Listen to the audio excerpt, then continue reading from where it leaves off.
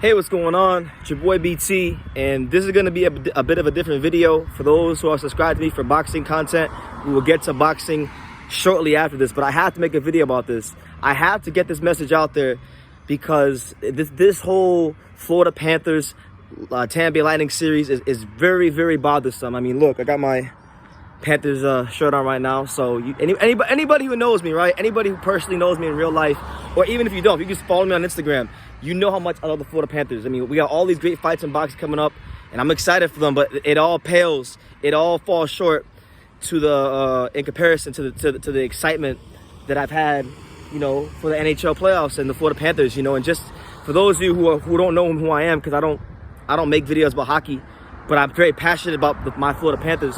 Let me give you some background. And before I tear into the team, because I have to. There's a lot of things that need to be said that will not be said from the media, because the media down here in South Florida is too soft. They don't ask the tough questions. They don't put pressure on the players and the coaches like they do in real hockey towns such as Toronto and Boston and you know, places where they really give a shit about hockey, you know? Okay, so my name is Brendan Taylor, BT for short. Grew up in Dania, Florida, which isn't too far. It's a stone's throw away from the FLA Live Arena. You know, grew up going to games with my dad and my uncle. Back when they called it the National Car Rental Center, and Pavel Bure was on the Panthers. I've been going to Panther games since I was 6 years old. I'm 27 right now, so that's 21 years of being a fan. I'm not a rich man, but I've spent thousands of dollars this year going to watch Panthers play in the playoffs twice. I saw them play in Vegas this year. Went to a couple home games this year. So I'm not a fan that doesn't put his money where his mouth is. I support the team. I buy Panthers merchandise. You know, I've stuck to this team through thick and thin, from the days before Vinny Viola bought the team to when they had a bunch of scam artists running the team, to now in the Vinny Viola era, where, and much respect to Vinny Viola, he's poured millions and millions and millions of dollars into this franchise, trying to make them a contender and bring the Stanley Cup back to South Florida. So I appreciate his effort, and I appreciate Bill Zito for putting together a good team, a great team. But let's call a spade, man. The Florida Panthers just haven't been good enough, not just in the Lightning series, but even in the Capitals series. Even though the Panthers beat the Capitals, there was glaring deficiencies that needed to be tightened up that we didn't tighten up. I mean, let's start with the number. I'm not gonna just say he's the number one problem by himself. I think he's tied for first with Coach Burnett, but we'll start with as far as players. Mackenzie Weegar is the biggest problem with this damn hockey club. Extremely overrated. You know, he gets a bit more leeway from management and the organization because he was drafted by the Panthers, which I get, but there comes a point where you can't allow a player to get away with certain mistakes. And I mean, he's made every mistake in the book this playoffs, from delay of games to trip. But yeah, like I was saying, every mistake in the book that could be made on a hockey rink by a defenseman, he's made it in this playoffs. Delay a game, tripping, interference, and obviously most notably last night, probably one of the worst mistakes any player has ever made in the history of this hockey club. The puck gets dunked behind the boards to Nikita Kucherov with about 5 seconds or so left. Kucherov, being the wizard that he is, you already know, like, if it's 5 seconds left in the period, if the puck gets dunked behind your net, odds are they're going to try to throw the puck in front of the net and try to, you know, do a one-timer and try to win the game, right? So that happens. Now, Weegar makes a fatal mistake because Gustav Forsling already had Kucherov relatively covered. All he has to do is stay in the position he was at, stay home in the position he was at, and he could have just batted the puck away, or the puck could have went off of his skate, or just something that would have not allowed Ross Colton to snipe the puck into the top corner of the net. But what does Weegar do? He does what Weegar does. He has a lapse right in the defensive zone. He tries to press Kucherov and win the puck in the boards, and he leaves Ross Colton open, and Ross Colton, as he should have in that position, snipes the puck right in the top corner of the net past Bobrovsky. I think there was like 3.8 seconds left at the time the puck went in the net, so there's virtually no time for the Panthers to come back. The Lightning steal another game from the Panthers in South Florida. So yeah, Weegar, I give him all the credit in the world. Like, there's been times when Ekblad's been injured and he stepped up big in the regular season. But, you know, your name and your reputation and the reputation of the hockey club in which you play for is made in the playoffs. And, like, everyone knows, anybody who watches hockey knows, like, the Florida Panthers been bottom feeders, been the laughing stock of hockey for years. We just ended the 26-year playoff drought, the last one against the Capitals. But even if you want to go to the Capitals series, he was bad in that series. I remember I was there in game 1 of the Capitals series. Within like the first 2 or 3 minutes, he flips the puck out of play, gets a delay of game call. Weegar is just not good enough to be wearing a Florida Panthers jersey. And if he's going to continue to play in the playoffs, which I don't think he should, I think Brunette should just outright bench him, but we'll get to that in a second. But if he is, he shouldn't be on the first or second defensive pairing. He should be getting as little ice time as humanly possible. Give those minutes to someone else, you know? So, and that leads me to Coach Brunette. Now, the problem that I have with a lot of the Panthers fan base is that they get too caught up in moral victories, and they don't even pressure the damn team like they should, you know? And the reality is this: Coach Brunette is not a great coach. He never was a great coach. And let me explain to you why, okay? When Joel Quenneville had to resign from the team, right, because of whatever happened in Chicago, the team was already 7-0. It wasn't like, you know, Brunette inherited a team that wasn't playing well or that wasn't performing. They were performing exceptionally well without Brunette as the head coach. Brunette takes over the team. Okay, I give him credit. Like, Barkov went down with an injury. He patched things up. But for the most part, literally, what Brunette coaching the Panthers was being given the keys to a Ferrari, and all he had to do is take the Ferrari from Las Olas Boulevard off Lauderdale Beach and get it to FLA Live Arena, which ain't too far from Las Olas Boulevard on Lauderdale Beach, without it getting a scratch on it. That's all he had to do, and that's pretty much what he did, metaphorically speaking. That's what he did. He had a great team that had tons of depth. The highest scoring offense hockey seen in 25 years since the Mario Lemieux, Jaromir Jagr, Pittsburgh Penguins, and he still messes it up. I mean, he did what he needed to do in the regular season, but all the lack of in-game adjustments and his coaching deficiencies have been on full display in the playoffs. I mean, let's start with the Capitals series. Now, the Capitals were an aging team, a couple years removed from the Cup, you know, been eliminated 3 straight years in the first round. They pretty much knew that this was going to be their last, like, go-around together. That core of guys, you know, Ovechkin, Oshie, you know, them guys. They had goaltending questions coming into the playoffs. They didn't know who their goalie was, whether it was Voracek or Samsonov. They eventually found the hot hand in Samsonov. And truth be told, Samsonov played way above expectations. But the reality is, the reason the Capitals lost that series was simply because they didn't know who their goalie was. Samsonov wasn't going to play great the whole series, you know, but he played as good as he possibly could have played for the time that he was in there. You know, and on top of that, the Capitals they had some bad breaks. Tom Wilson got injured. If he plays, in my opinion, because look, Tom Wilson is the leader of the physicality for the Capitals. If he plays that series, as much as I want to be biased as a Panthers fan, I can't really say we win that series. I think we caught a break because even without Tom Wilson in all those games, it was very difficult. So you know, look at Brunette, right? Brunette in that series, it was obvious that Weegar and Ekblad as a defensive pairing in the playoffs was not working. And I don't think it was till about game 4 or 5 where Brunette had actually decided to change that pairing. He puts Ekblad with Sherratt, which I thought was a great move. He drops Weegar to go play with Forsling, which I also thought was a great move. Now, I'm happy he made the adjustment because I guess it's better late than never. But my thing is, like, and I'm going to quote the guys on Flying Fluffy. Make sure you guys go subscribe to them, the Florida Panthers fan channel. They've been doing a great job of voicing the ideas and the opinions and the feelings and the thoughts of the Florida Panthers fan base. So please go subscribe to them. I'm not a hockey channel, but they are for the Panthers, and they're doing a great job. So please show them support. Yeah, though, like, so you have Brunette, who, like, in all reality, right? Let's call a spade a spade. I don't care if Brunette's a Coach of the Year finalist.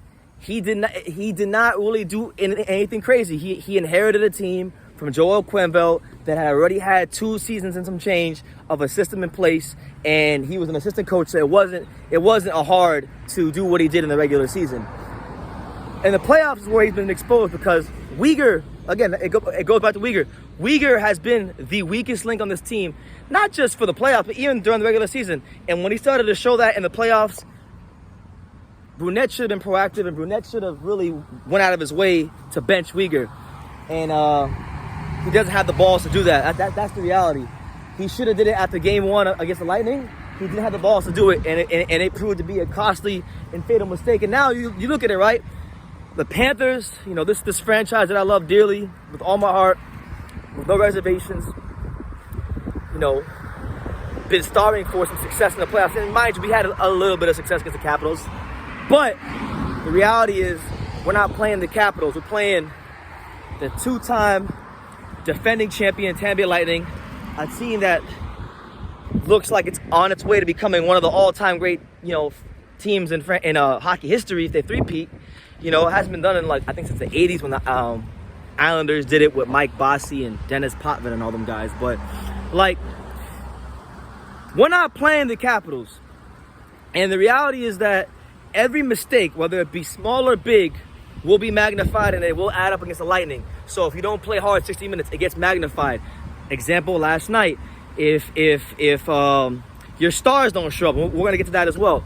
Like Huberdeau and Barkov, they don't show up, that gets magnified. If you go over 25 on the power play, that gets magnified. So it's just a whole set of problems. I mean, this is going to be a long video, so if you're a Panther fan or a hockey fan, just stay with me to the end, because I have a lot to talk about. Huberdeau and Barkov, let's start with them, right? Let's talk about them, because there's no other way to describe these guys. And mind you, I love Huberdeau and Barkov. I call this Panthers team the greatest show on ice since Disney on Ice, because that's what they are. The greatest show on ice since Disney on Ice. When Barkov and Huberdeau are both in sync and they're playing well, and you got the 4 lines and the waves coming, it's literally the best show in hockey. It's the best show in sports. There's nothing more exciting, but that has disappeared. And a lot of the Panthers' success or lack thereof can be attributed right back to Huberdeau and Barkov. Let's start with Huberdeau, because I think he's the best player on the team. Huberdeau, at certain points during the season, he looked like he could be the best player in the world, or at least in the top 3, because that's how well he was playing in the regular season. There were a couple of times during the season where he actually was leading the league in points, day here, day there. He was right there with McDavid for a lot of the season until the end. But Huberdeau, and his lack of willingness to shoot the puck on the power play, is the number 1 reason why the power play is over 25. And Huberdeau is making it very easy for these teams to read the Panthers. I mean, he whether it's on like there's been a couple times this series and in the Washington series where he would get the puck on a breakaway, or maybe there'd be a 2-on-1 advantage or a 3-on-2 advantage, and his first instinct is immediately to look at his teammates and try to pass the puck. And what teams are doing now is they're cheating on defense and they're playing the pass because they know Huberdeau is not going to shoot, which is ridiculous, because Huberdeau is a 30-goal scorer. He's got a great wrist shot. He would really be doing himself and the team a lot of favors if he just shot the puck more, but he refuses to do it. And because of that, we are on an all-time great, miserable power play drought in the playoffs. And it's just your best players, your Huberdeaus and your Barkovs, and those are the 2 best players on this team as far as the forwards and stuff. You need them to be your best players. I mean, you look at the other side of the ice. You got Tampa Bay, right? You got Steven Stamkos, Nikita Kucherov, and those guys have been to the mountaintop multiple times, and they're trying to do something historically great. They know the task that's in front of them. These guys doing whatever it takes. They're blocking shots. They're doing double moves on Aaron Ekblad. They're doing whatever they got to do to get the Lightning over the hump. And I just don't see that lack of I don't see that desire from Huberdeau and Barkov. I don't see that passion that I need to see from them, because Huberdeau ran his mouth a lot. I'm really going to talk a lot about Huberdeau.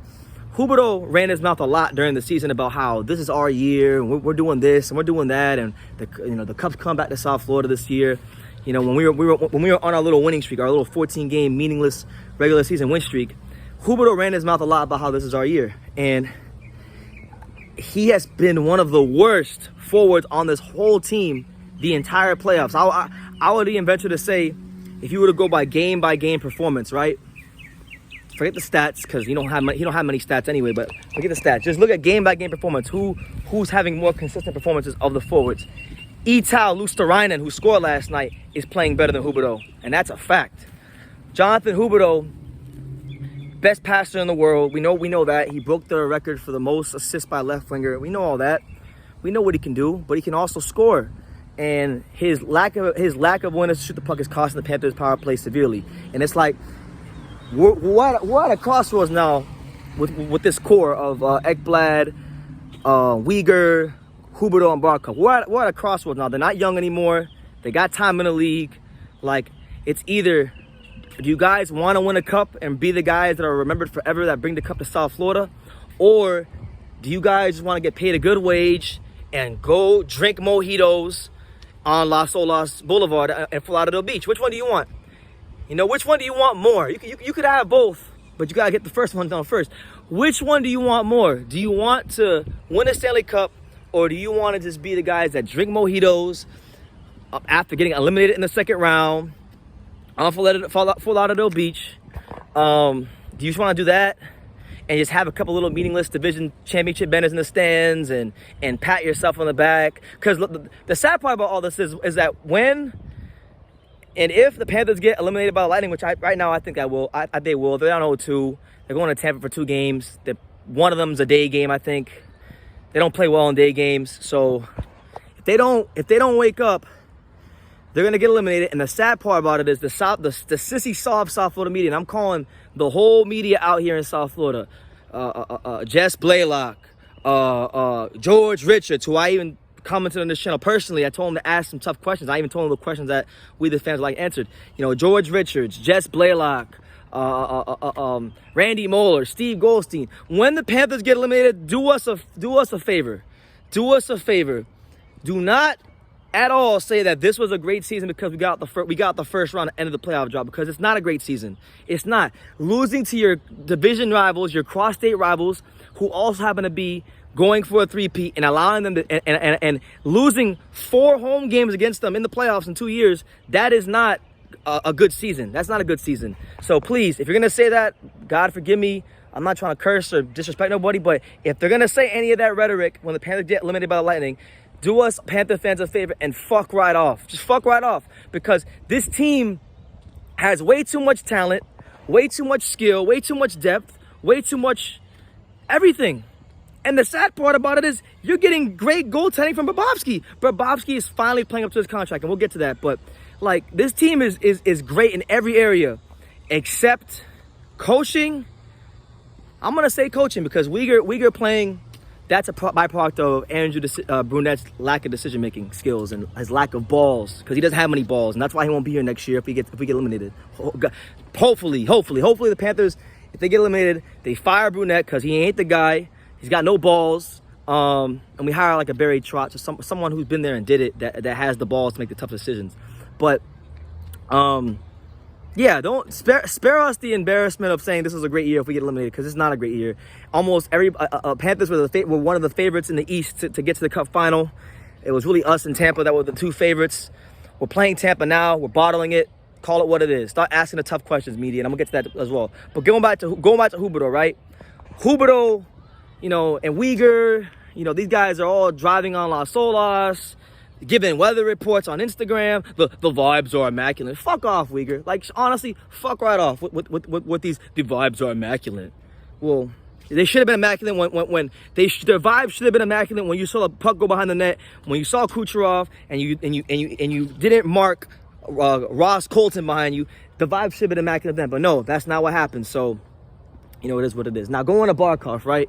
Because I don't rate Barkov as highly as Huberdeau, but he's a great player. And you know what the frustrating part about Barkov is? I'm going to tell you this. I'm going to tell you about Barkov. This guy, if we're just talking about pure raw talent, God-given ability, this guy doesn't even realize how good he is. He doesn't realize how good he is. You know, this guy, when we talk about the most complete centers in the NHL, yeah, we talk about guys like, you know, Nathan MacKinnon, who I think is the best center in the league. But Nathan MacKinnon, you know, you got guys like Stamkos, you know, Austin Matthews, you know, them guys, right? But we're talking about 200 feet the whole rank. Who's the most complete center in hockey? It's definitely Barkov. Best defensive center in the NHL. Great goal scorer. Wicked wrist shot. He's got it all. Everything. The size, the speed, everything. But you know what? I realized this, and the Panthers fan base realized this. But you know who hasn't got that memo yet? Fucking Barkov himself. Every year in the playoffs, whether it was this year, last year, the Islanders series all those years ago when they were young and had Yager on the same line, he has never, ever, ever shown any fire. He's never shown any intensity. He's really shown himself to be a soft player. And I hate to say that. I don't like putting out Huberdeau Barkov because I think the world of both of them. They are the conductors of the greatest show on ice, that's Disney on Ice. They are at the forefront of the highest scoring offense in NHL since the Mario Lemieux Pittsburgh Penguins of the 90s, But I got to call a spade, because I know if I don't do it and people like Flying Fluffy don't do it, then we can't rely on George Richards to do it because he won't do it. Jess Blaylock sure as hell won't do it. Steve Goldstein and Randy Moller won't do it. None of them will do it. They won't, because there's no pressure here in South Florida to win anything. We're just happy that we won a playoff series, and I'm not, because this team is better than that, and they should expect more from themselves. But Barkov, what's it gonna take, man? At what point does Barkov wake up and smell the flowers and say, you know what? I've got Steven Stamkos right across the ice from me. Steven Stamkos, one of the best players of his generation, all-time great goal scorer. Just someone that's really great. When is it gonna get through to him that I have to match him? I have to show him that I'm the best center in the league. I have to show him that when it comes to this hockey shit, there's nobody more complete than Alexander Barkov. Where's the pride? Where's the intensity?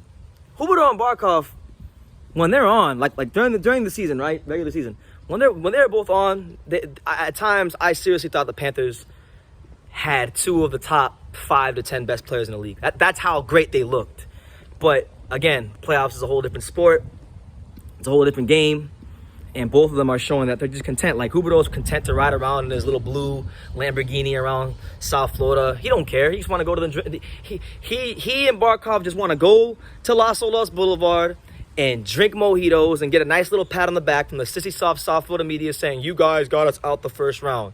Okay, you're going to get a couple meaningless banners at FLA Live Arena hung up in your honor. You're going to get a little division championship banner. You're going to get a little President's Trophy banner. But the reality is this. Huberdeau and Barkov, if you guys don't change and change soon, you guys will forever. I don't care how many Florida Panthers franchise records you hold, because that don't really mean shit. We haven't really been that great historically. So that doesn't mean anything. If you guys don't tighten up and quick in this series against Tampa, you guys are going to go down as the biggest frauds maybe in NHL history. In NHL history, because the Panthers were all-time great. They were an all-time great regular season team. They really were. And they're choking. Huberdeau and Barkov are both becoming the two biggest disgraces and hype jobs in the NHL right before my eyes. And that's really sad, because I really do think the world of them. I've spent, earlier in the video I said I've spent thousands of dollars to watch the Panthers play here in South Florida, once in Vegas, 2 playoff games, a couple regular season games. I went to 6 games in total. I'm not no rich man, but I still found a way to get to six games in total. The big reason why I dug it in my pocket, right? The big reason why I dug it in my pocket and I had no problem spending that money to see the Panthers play was because of Barkov Huberdeau. They made the Panthers a marquee, must-see attraction. And we never really had that in South Florida for as long as we've been around. So that's why it pains me to say this, because Barkov and Huberdeau are both so skilled and so talented. But right now, they're a disgrace. So that's them. And then you got, going back to Brunette, right? I'm going to go back to Brunette. Andrew Brunette, the coach, listen, the Panthers are over 25 on the power play. He has yet to change the power play unit. He has yet to do anything with the power play unit that would be considered an adjustment. It's the same looks, the same players, and the same positions. And, Albert Einstein once said that the definition of insanity is doing the same thing over and over again and expecting a different result. So I think it's this, man. Like, you got to change the power play unit. You got to give other guys time. Like, why don't you move Ekblad from the point to the left faceoff circle and let him use that great slap shot he has on the power play. That's one of his strengths, and he hasn't really utilized it much of this year, even when we were winning. What about him? What about Patrick Hornqvist getting more ice time? on a power play. What about Anton Lundell? I mean, it's sad what Brunette's doing to Anton Lundell. I get nobody's really playing that well, but Anton Lundell is one of the smartest hockey players on this team. Anton Lundell is a Swiss Army knife of a hockey player. He can do it all. And for Anton Lundell to only get 4 minutes of ice time last night, just absolutely, if there's one indictment on his coaching from last night, that might be it right there. How do you only allow a dynamic player like Anton Lundell to get 4 minutes of ice time? I mean, it's getting ridiculous. And the media is not asking. The crazy thing is, all these things I'm highlighting, the media is not asking them none of these questions. They're not asking them about changing the power play unit. They're not asking them why. They did ask him about Anton Lundell because he said in the so they did ask him about that. They're not asking him about why he won't play Maxime Mammon. You know, Maxime Mammon, a guy that got he's only played 2 of the 8 playoff games so far. But Maxime Mammon is a guy that has a big body, skates really well, can really be the kind of player that causes problems on those lower lines for the Tampa Bay Lighting. But he refused to give him a game. You know, he benched Duclair for that one game in Washington. We wound up winning. Mammon brought great energy in the 2 games he played, and now he can't get a game because he wants to play Duclair. You know, and that's what it is. Like, Duclair should get dropped. Duclair should get dropped. And I know. Look, I know I'm all over the place, guys. I apologize for being all over the place, but you gotta understand. I'm a diehard Panther fan. 21 years. I've stuck to this team through thick and thin. I've spent a lot of money to watch the team play this year, and I just want to see the Stanley Cup come to South Florida because it will really mean a lot to this market. You know, people always make fun of Panthers attendance, or like even recently that there's not much noise in the arena or whatever, despite the fact that it's sold out with like more people than any other arena in the NHL. But you know, they don't want to acknowledge that. The media always wants to kick the Panthers when they're down. Nobody ever talks about the fact that the Panthers in the playoffs so far have been drawing more people to the games than any team in the NHL. That is a fact. You can go on the internet right now and check that. The Panthers have been getting 19,600, 20,000 routinely. No other team is doing that, you know? And that's what it is. But, like, people always say, like, the Panthers should get relocated to Quebec and all this stuff and bring back the Quebec Nordiques and all this stuff. But the reality is, like, I want the Cup to be here because I know what it would mean to this market to win the Stanley Cup. The Panthers have a great fan base. I don't care what nobody says. The Panthers actually do have a great fan base. But I would challenge any of you fucks out there who continue to run your mouth about how bad the Panthers fan base is. You say, like, oh, well, there's no noise in the arena. You say that, oh, there's no fans. Let any one of these teams, like the Boston Bruins, the Canadians, the Maple Leafs, all these fan bases that want to run their mouth and talk because their teams ain't shit and are below us this year. All these teams, let them go 26 years without a playoff series win. Let them go 26 years without a playoff series win, and let them never win a Stanley Cup for almost 30 years, and have a 26-year playoff series drought. And let's see how well they would support their team. I guarantee you, a lot of these teams' fans will not even come to the arena. And the funny thing is, right, everybody talks about how bad the Panthers fan base is. Go do your research. When we were at our worst point in our history, the Panthers were only the worst in attendance once ever. There's actually been, when the Blackhawks were at their worst many years ago, they would consistently fall beneath the Panthers in attendance. But nobody ever talks about that. Nobody ever says move the Blackhawks to Quebec. And Chicago is a great hockey town. I'm not trying to put down Chicago, but I'm just saying, like, hockey can work in South Florida. At period of time, hockey has worked in South Florida. All you got to do is just stop being so damn incompetent, you know? And I think, you know, the rest of this series is a massive point in franchise history where the Panthers could either roll over like some dogs and be known as one of the biggest, most fraudulent teams in the history of the sport, or they could really use this to show how great they are. You know, the Lightning are a great team. We know I don't take nothing away from the Lightning, but you know, we could use this to better our story. You know, one of the best things about the Panthers this year has been their ability to come back from deficits. You know, and now we're at another deficit. We are at another deficit. It is the 11th hour, and we need our superstar players, our highly skilled stars like Barkov, Huberdeau to step up. We need our coach to grow some balls and bench Mackenzie Weegar. We need our coach to grow some balls and change the power play. We cannot see Huberdeau handling the puck on the left faceoff circle, circling around the net, passing it to nobody. And then when he does pass it, the lanes are clogged. We need something different.